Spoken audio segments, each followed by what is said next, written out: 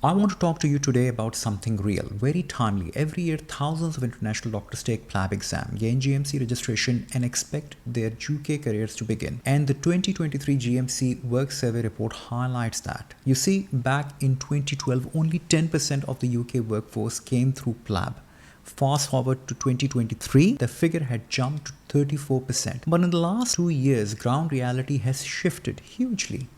There are doctors post-PLAB waiting for 12 to 18 months for job interviews, let alone job offers. Now, I was doing a career guidance session for a doctor from Iraq who had excellent 7 years of diverse clinical experience, research, teaching, audits, who have sent out hundreds of applications without a single job interview. I had a look at her CV and can almost guarantee that she would get a job within 6 months in Australia after passing her AMC Part 1 only. And trust me, guys and girls, this is nothing new.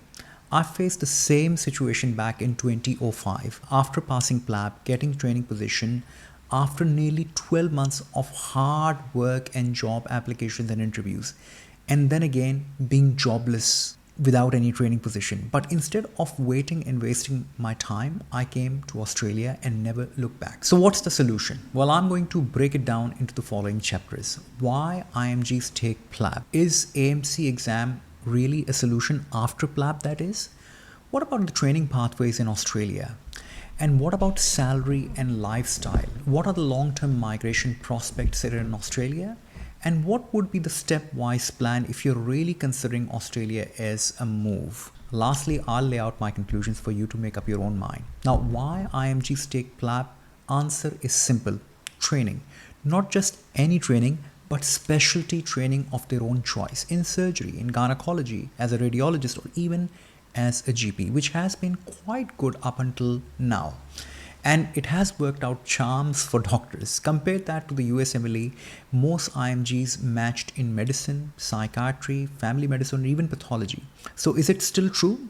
Now, let me highlight that. In 2023, 9,900 doctors passed PLAB 2 and 55% managed to secure an NHS job within 6 months. Fair enough. But listen to that. Unfortunately, these jobs were taken in desperation, mostly as SAS or non-training or service position role. Recently, there have been figures quoted as 6,000 applicants for fewer than 1,700 spots in internal medicine training job. That is one job for every 3 applicants of training positions. And this figure gets even more competitive for surgical, critical care, or even GP positions now in 2025. And then there is UK med school places, which has been set to double up by about 2031. So the competition is only going to rise. But as per the report, it is saying that even in 2031, there will be reliance on IMGs, but mostly in non-training service role, which is exactly what we're seeing right now. So I won't hold my breath for training position guarantees from now all the way up to 2031. AMC after PLAB. If PLAB hasn't really worked out for you, yes, AMC or a standard pathway in Australia is a genuine alternative, at least for now. Pass AMC Part 1, do 12 months of supervised work in Australia. No need to take AMC clinical and apply for full APRA or general registration and then apply for permanent residency. The demand is particularly strong in regional and rural Australia for juniors as well as senior doctors and GPs. What about the training choices, you may ask? You have to be strategic and realistic when it comes to the training choices in any foreign country. As per expedited pathway, we know that Australia is urgently needing fully trained, qualified specialist GPs, obstetrics and gynecologists, psychiatrists, radiologists, and also to join this list are pediatricians, general medical specialists. Also, you've got to understand all these specialists would not work alone. They would work in a regional or rural hospital, and they need to have junior doctors along with them. So busy places like emergency, medical department, obstetrics and gynecology, and antenatal services and psychiatry services is all what will rely on IMG junior doctors for those regional and rural jobs. So what does it mean for the training choices? I would like to divide this into 3 main categories. Those for the junior doctors, and then relatively senior doctor but not specialist, and then finally specialist doctors from Pakistan and India. So what about the junior doctors? After gaining the full or general registration and permanent residency, you can now officially apply for training programs here in Australia in GP, ED, psychiatry, general medicine, geriatric medicine, and pediatrics, which seem to be very good specialties for getting training jobs.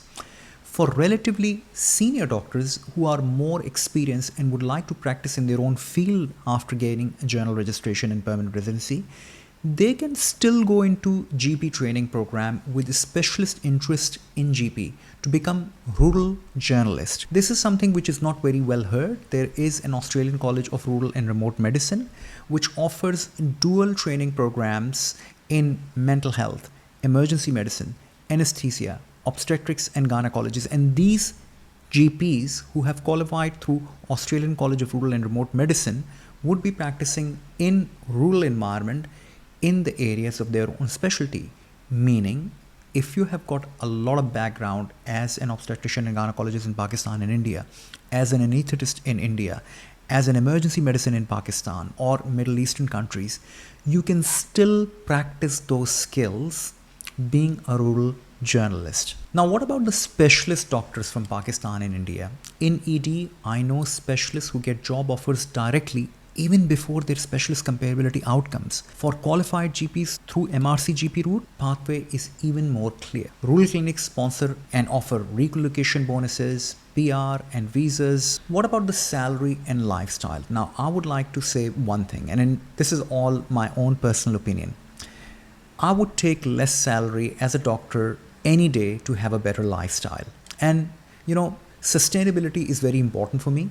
But please try to understand, training or working as a GP or emergency medicine or a medical specialist in Australia, it is not a bad salary at all. GP registrars get paid about $85,000 annum. With billings, they may increase the salary all the way up to $150,000.